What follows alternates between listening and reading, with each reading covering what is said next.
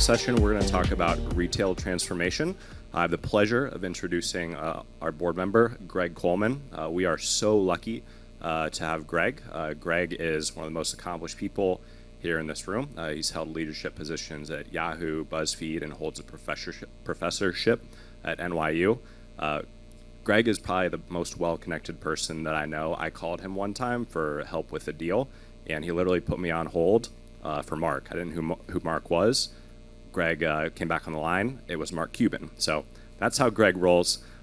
He's also going to come on stage with Rick Egan. Rick oversaw one of the biggest and boldest moves we saw in retail this year with Overstock's acquisition at Bed Bath & Beyond. So this is going to be a really fun one. Let's welcome to the stage Rick Egan, Greg Coleman. Come on up. I'll sit here next to the... Why don't you sit right there? I think that works out great. We're both taking the same couch, huh? Yes. All right. The difference between Rick Egan and Mark Cuban, Rick has a lot of money for me. Mark Cuban has no money for me, just in case. So I'll take his call over Mark's anyway. So thank you very much. And Rick, thank you so much for making the time to come out here. And you know, I have a few specific questions that we're going to go through, but before we dive into that, just as a kind of a general matter, you run performance marketing, right, at Overstock, yes. And that's lots of different channels. It would be really interesting if you could let us know kind of the visibility that, number one, performance marketing gets at Overstock, and then underneath that, how does SEO stand out or not, right? Because in some ways, you know, everything old is new again. SEO was sexy, and then it kind of got moved to the back room, and now it's kind of getting back up there. How would you describe your role in getting funding from, you know, the marketing gods at Overstock to be able to drive the stuff that you're working on performance-wise? Okay. Well, I mean, I think first off, performance marketing, it's fun because, you know, it is very measurable. You get results the same day, so you're kind of constantly evolving. You're constantly seeing that change, good or bad, and that makes it fun and exciting. I think you know, mine is unique because it is, you know, heading that up at Overstock. I would say from, you know, as a publicly traded company, you know, at the highest level, it's always about growth and growth profitably, and which always means how can you get a better return on the ad spend that you're doing. And so performance is really both the paid and the unpaid side of things. And so the best way to get a better return on your overall marketing spend is actually to improve your SEO. So I think for most of the people in the room know that, and they're probably oftentimes, if they're only in the SEO silo, are always fighting for resources and trying to get that. But I can say from somebody who's leading both of those sides, the more I can get on SEO, the better profitable return I can get for the company, and it will actually fuel more ad dollars for growth. So as you're doing that, you know, the concept of attribution, right? There's lots of different ways to look at it. How hard do you have to fight internally to kind of get to that kernel of truth, to get to that point where you're saying this is an incremental lift? Are there battles? Do you have it? Do you have a team that does it? How are you organized to be able to get that check mark of proof? Well, I mean, I think for anyone who's done SEO for a long time knows it's always a battle. You know, I think it's always been a battle because you're always SEO, and you used to be able to get quicker results, and now the results take longer. And so there's always that battle for how do you do work today that is going to return in 2 or 3 months, and get the buy-in for that, as opposed to if you're looking for revenue tomorrow, then there's always like the easy crutch of let's go spend some more money on Google Shopping because it will return something tomorrow. So you just have to continue to fight that balance, kind of show the return. I think, you know, digital marketing is definitely evolving, so you're seeing it move towards a lot more media mix modeling, because the consumer, from the consumer decision journey perspective, is continuing to research sooner and sooner for that for going to make that purchase. So how do you get there when they're starting their process? And it's extremely expensive to say I'm going to buy my way through that whole journey. So SEO just becomes more and more important for it, because that's really where consumers often will migrate right past the paid ads in the beginning, in the early parts of their journey. They want to go straight to the brands. They want the more authentic experience and know that they're going through that and not just jumping right through the paid hoop. And that they want to push more towards when they're ready to make a purchase, so they can kind of navigate quicker and because they're ready to, they want the transaction, they want to be able to do it quickly. So before I go on to the specific questions, let's just do one more to maybe commiserate with everybody here in the room. A number of people trying to get into your office every week to give you the new update on their startup company or the new enhancement of their product with performance. Just talk to us about that, but also how do you vet that? How do you, Botify says, hey, we're doing something very different. How do you not just say, go away? How do you say we have again, you'll answer this question. How can you separate, right, the real people that are going to make a difference from those that are kind of noise in a very noisy field? Well, I think for me, I have a good team with experienced SEO professionals on my team, and so I think what we always look at from that standpoint are, we're aware of how things are evolving and what they're doing, so we're looking for partners that are offering more what's coming next and not just kind of more of the same. I think we all get hit up all the same all the time of let me audit your website and come back with the same 10 technical recommendations that everybody's going to do, and kind of some of those same answers. So really looking for somebody who is solving a real problem, which I think is one of the things we've been very impressed with Botify, and are continuing to invest into more and more of their products, because they are using AI. They're solving real problems. So like the Speedworkers product is solving a real problem that both the IT side has to deal with, that for a large website like ours, there's significant money invested in just letting Google crawl your website. And so how can we solve that in a way that works for Google and works for the company? When I talk to marketers or C-level executives and I tell them that less than half of your pages are crawled by Google, there's disbelief in that, right? And people are smiling here, but it's a fact. I mean, I had no idea. When I met with Adrian for the first time 4 years ago, he was telling me this, and I'm like, hey, I've been around the block. I know I was wrong, right? So to be able to open that aperture, right, to get more of those pages crawled, will give you the kind of lift that you're looking for. Probably better than spending an incremental $1 million doing advertising. Yeah, and that's why I say it's solving a real problem, because exactly that Google, if you just have to kind of say this is a black box and I'm going to let them crawl and I hope they find the right thing, you have so many inefficiencies built in, typically just through the years and years of development that so many websites have gone through, that Google just gets it wrong 90% of the time, and they crawl the wrong pages, and you're kind of always going,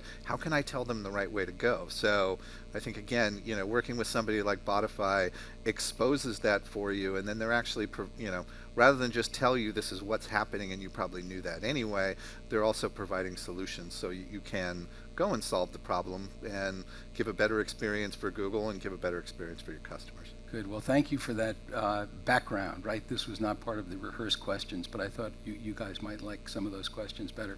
So in terms of content transformation, right, this is like a big thing right now. Authority, and when you have authority in e-commerce with content creation, right, creating more engagement, right? How important is that with you? How new is that? How far do you have to go in terms of creating that content in the e-commerce world? Well, I think what kind of where where we are today in that kind of landscape is, is brought on by the pandemic that many of us, got thrust right into as a customer when, okay, I can't go into my store anymore. I have to go online to buy things. So we naturally kind of went to that journey. And, and then post-pandemic, we see it come down some, but it really accelerated users or customers going from a brick and mortar experience to an online experience. But one of the big pieces that you start to miss with that is you walk into a store, you have a store associate that can answer your questions. They can kind of guide you through, your journey and get you to the place that you want to get to. So now in a digital experience, it's easy for, lots of brands to say, I have a whole bunch of products. I'm going to have a search results page or a listing page, and I'm going to list those products, and you can click on it and go and then, thinking about conversion, we've all heard less clicks, higher conversion rate, less friction, higher conversion, all that. How do we move them through as quick as we can? And I think, 5-8 years ago, that was probably the right thing to do because we were assuming the customer already knew what they wanted, and digital was only just offering a faster way to purchase. So the more we got out of their way, the easier it made it to purchase. But now if you think about it, that this is the first place they're going and maybe the only place they're going, then as a consumer, how do you create that kind of retail store associate type of environment for them? And content was king in the beginning. Content is even more king now. It's more important because really if you put yourself in the customer's shoes, they're going to come to your site, they're looking for answers, and it's really incumbent on you as the brand to provide those things. And so if you took us to your offices where you're doing this content creation, right, in addition to the e-commerce, would we get a sense that you have a big testing lab, that you're testing things all of the time? What is that's what I would assume, but what is the mentality as you're blending content creation to get the engagement, to get people to be in the buying mood, to get them to click? How does that kind of ecosystem work? Well, I can only tell you so much about how the sausage actually gets made. But is it like a lab? Are you testing stuff all the time, or how does? No, I think we're definitely always testing things. I think that's just being a responsible corporate citizen is you do need to always be mindful of the customer experience and think about how we can do that better. And so I'd say that's really where we're continuing to move more towards and challenging more and more of our team members to do that, is really think customer first. So we have a mantra of customer, customer, customer. So it's really thinking about the customer first, and what are those things as you think about your customer personas, how do you guide them through that experience? And and again, there's still, it's a transformation, right? As this talk talks about, it is a transformation because people are still, as I said, 5-8 years ago, how do I make it as frictional and get you to the end point? And now we're really starting to think about, what's that experience, and how do I say, you're looking for a sofa and you're just starting your journey to look for a sofa. That may take you 6 months to really decide which one you actually want. Do I send you straight into a listing page that lists a whole bunch of sofas, or do I take you through a guided experience where I give you different styles, different price points, and let you kind of say, where am I at in that process? And then really start to drill down through that so that you can start to get those buying guides and you can really, kind of get through that. It's no longer, I think, just a blog post that says, here's how to buy a sofa, and here's how you measure, and here's how you do things like that. It's really each page of your journey, how do I start to add content, whether that's a shoppable video, more images, written content, any of those pieces that guide you through that path. And within your own metrics, you must have different ways to spot where a customer is in the buying cycle, whether they're just engaging, whether they're kind of down. And then I can only imagine, I'll come to your office one day, but to take a look at it, but to when somebody is really getting ready to serve up that content that really fortifies, right? Because some of the considered purchase items are significant. Yeah. So that's great. And then the last question around that is velocity of change that you're seeing right now in the world of content as it relates to e-commerce. Is it moving fast? Are there changes? Are there new things coming down the line, or do you have enough on your plate right now that you're just digesting it? I do believe it's moving quickly. I think, right now probably, we are, as well as many are, is trying to find the right balance between kind of, AI-driven content and, really what I would say is kind of human-driven content. So how do you do that? And then, for us specifically, and anyone else that is more of a multi-brand retailer, there's an education component for your partners that are giving you products as well. So you're kind of balancing all those points, and I think we're kind of using AI for content. We're at the beginning of that, so we've done some of that with ChatGPT and used that to kind of test what does that look like. We do have a team of writers, so they're always generating content. We're doing that. We are going through a transformation of bringing two brands together. So there is that piece as well, that we have a traditional Overstock customer that bought furniture and rugs and things like that, and a Bed Bath & Beyond customer that bought a completely different set of things. So let's talk about that. Let's talk about that. The insights from the Bed Bath & Beyond acquisition. That's allowing you to understand how better to set up online shopping and how to drive customers, where you have two very different companies, right? You didn't buy because it was a synergistic buy. You have two different. So when you took over Bed Bath & Beyond, what was it like to try to get your head around something new? And did you bring a number of the team from Bed Bath & Beyond into your team? How did that go over? Because I think some of everybody out here is thinking about maybe their company will get bought, and will they go with the deal, and how will that shape up? But how did that work? Because that's a heady, big deal. Yeah. To integrate. I think, it was a big one.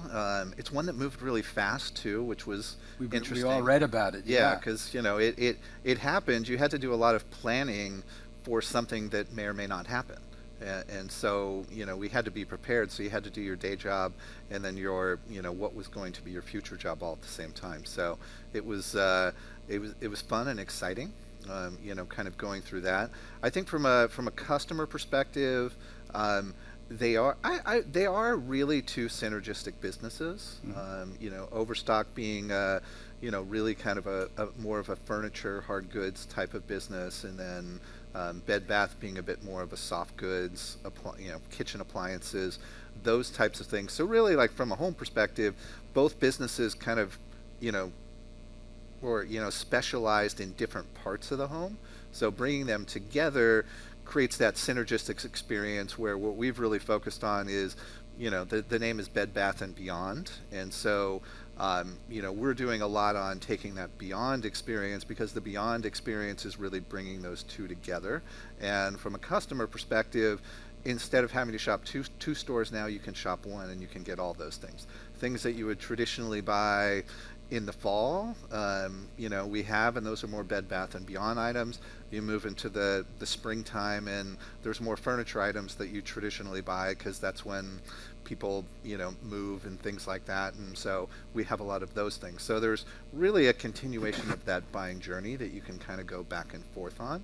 And the SEO component has been interesting, because Bed Bath & Beyond did very well for SEO for certain things, and Overstock did well for those other things. And now we're bringing them together, and now it's incumbent on the SEO's job to really say, okay, how do I take the content authority of both, and how do I explain that to Google in a way that they can start to see this combined brand as really strong for the Bed Bath things as well as the Overstock things? Because I think bedding, as an example, was one that Bed Bath & Beyond was really strong, and really seemingly we made the switch, and bedding just exploded out of nowhere, which was a really great surprise for us. Wasn't necessarily something we were thinking was going to happen, but it gives some insight into how Google viewed that domain, and now it's continuing to reinforce the Overstock side of it too, so that we can have the best of both worlds and deliver that to the customer. So in the world of performance marketing with the two companies, you were the ultimate referee, right? You brought the two together. In terms of collective ahas, where the Bed Bath & Beyond team were like, holy crap, I didn't know we could do that, and your team, was there a bunch of that happened, or were people trying to say, well, we're the best, we don't need anybody's help? How did that go? Because I would imagine I would imagine playing referee there could be really interesting and really valuable, and they'll probably turf wars as well. So we have brought a number of Bed Bath & Beyond people into the company, and I think that's been an invaluable piece, because really getting the insight of how those categories should function, how that customer has normally purchased some of those categories from Bed Bath & Beyond, and how that comes over. That really helps us along the path of saying, are we doing the right things for that customer, and getting a response from the customer that was similar to what was going on with Bed Bath & Beyond. Because the Overstock stuff we knew, and then it's continuing to look at the Overstock customer and saying, are they finding all the same things? And it's strange that you do something like this and you do the customer feedback, and we've certainly got some where they go, well, your website doesn't work as well as it used to, or you don't have the same products, and you're like, but you were an Overstock customer. All we did was change the logo and the color. So the mindset of the customer is a really interesting one, and we continue to do a lot of surveying of customers post-transition, and we've learned a lot from that, and we take those learnings and continue to try to continuously improve and make things better. Just one more point on the blend of editorial or the content and actual e-commerce. During the years that I was at Criteo, right, we had a model where we were buying impressions on a CPM basis and selling to the customer on a cost per click basis. Yep. We had to produce the advertising because we were paid on the click. I didn't want anybody else to do it. But every month, I would always get a call from a big shot CMO that would say, oh, Greg, the look and feel of your ad, am I doing a French accent now? The look and feel of your ads are not what we want. We want something more beautiful. And I was like, I thought you came to us to sell stuff. If you want a beautiful ad, I have a lot of other ad networks you can go to. But the need to be able to deliver, right, that balance of getting people in the mood and then getting them sold, you have that balance right now. You have to lay out both. Yeah, and that's, and I think it's certainly still a learning process. We have to think about it from all the ads we do. So I can sympathize with your Criteo story. I worked at several different agencies when in those earlier days of Criteo, when it was just the straight retargeting ad, and I remember I would always get that complaint from certain clients where it was like, I love the performance, I hate the look of the ads. Right. So I do remember that, and so we've had to kind of really do that where we've said, okay, we made the switch. One of the early things we did was in our top navigation, we went heavy on Bed Bath & Beyond categories. That confused the Overstock customer. We didn't want to go straight back to what things look like with Overstock from our top nav, so we looked for a balance between there, because we knew, to go back to the bedding example, we knew that people come to Bed Bath & Beyond for bedding. We can't move it all the way to the right and then nobody can find it. That would be confusing. So how do we, so we're looking, how do we strike that right balance for the different customers that were coming, because ultimately those people that are buying bedding in the fall are buying patio furniture in the spring. So how do we make it accessible for both of them so they can better understand they have one home to buy all their home furnishings?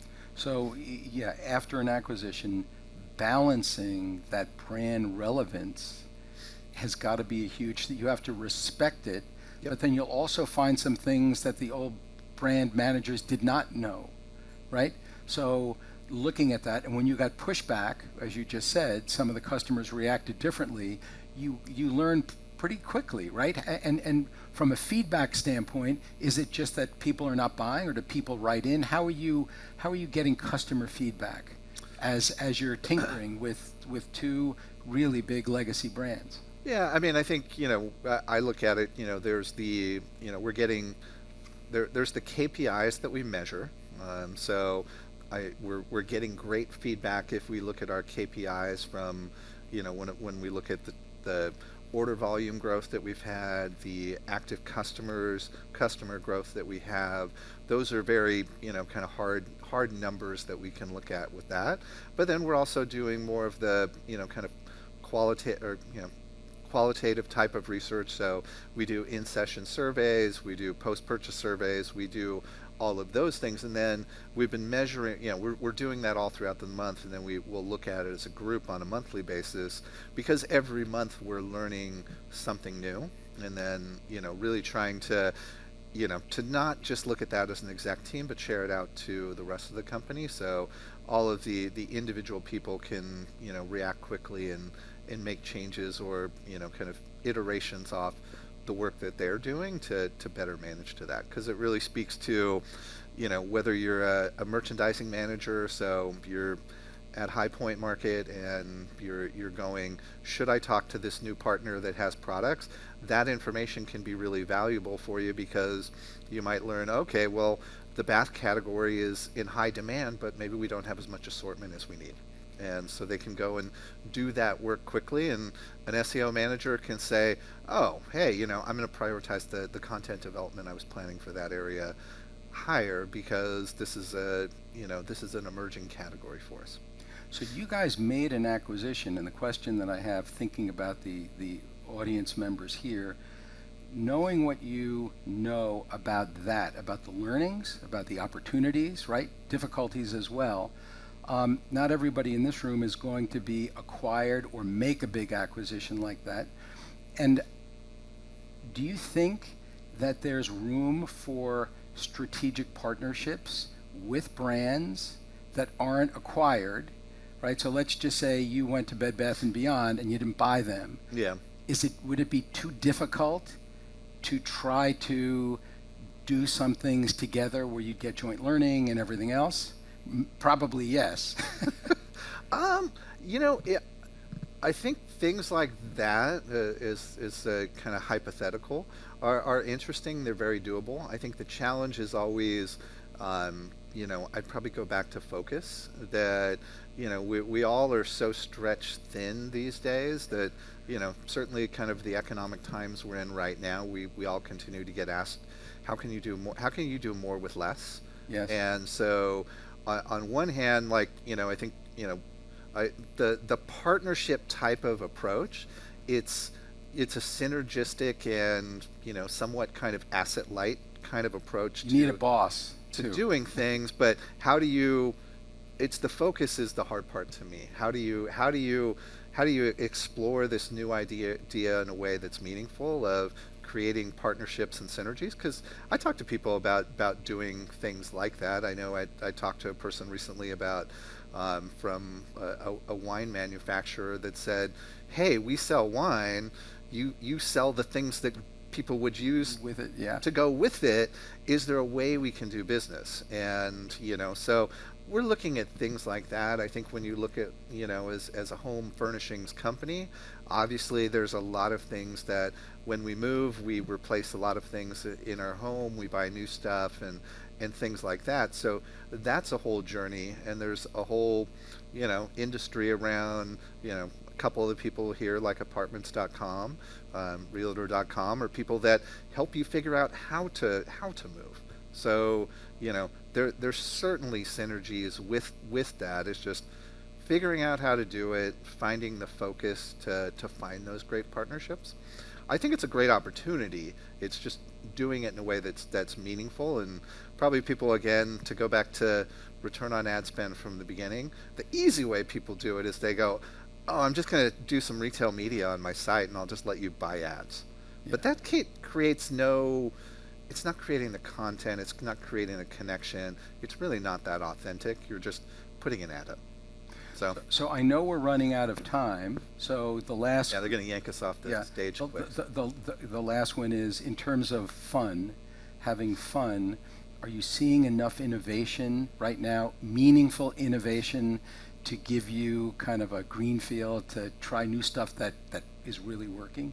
Yeah, I think there's always lots of stuff like that. I think it's just, I would like it to move faster, but innovative things that are new, they're fun to do, but they don't always move as fast maybe as I'd like them to move. Okay. All right. I know we got a team ready. Thank you so much for your time. How about a round of applause?